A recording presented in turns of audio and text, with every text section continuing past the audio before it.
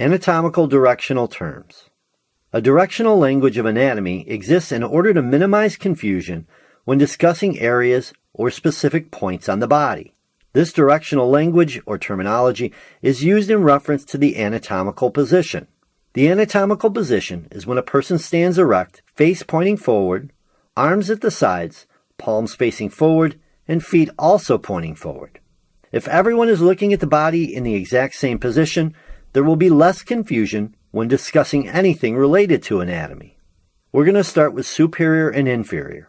Superior means toward the head, but it can also mean upper or above. Inferior means toward the feet, but it can also mean lower or below. So we would say that the heart is located superior to the small intestine, or we could say the small intestine is located inferior to the heart. Next is anterior and posterior. Anterior means further to the front or in front of. Posterior means further to the back or in back of. So we would say the sternum is anterior to the heart, and the heart is posterior to the sternum. Sometimes the terms ventral and dorsal are used in place of anterior and posterior, where ventral means anterior and dorsal means posterior. Anterior and posterior can also be used to describe how you're looking at the body. While the body will always be referenced from the anatomical position, it can be viewed from an anterior view, meaning looking at the body from the front, and it can also be viewed from the posterior view, meaning looking at it from the back. Medial and lateral are another set of directional terms. Medial means toward the midline of the body, and lateral means toward the side of the body, or away from the midline of the body, where the midline is an imaginary line that divides the body into left and right halves. So we would say that the heart lies medial to the lungs, or you could say that the lungs lie lateral to the heart. Lateral can also be used to describe how you're looking at the body.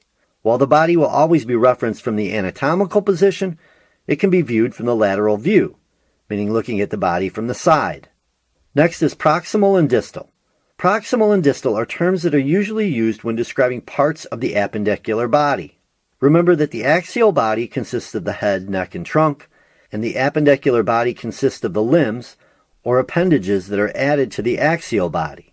Proximal means closer to the axial body, or toward the trunk of the body, and distal means further from the axial body, or further from the trunk of the body.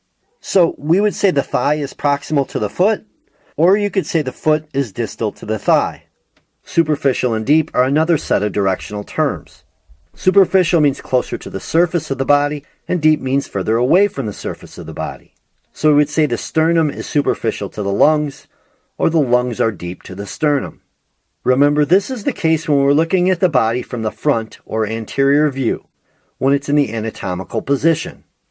And that be the anatomical directional terms.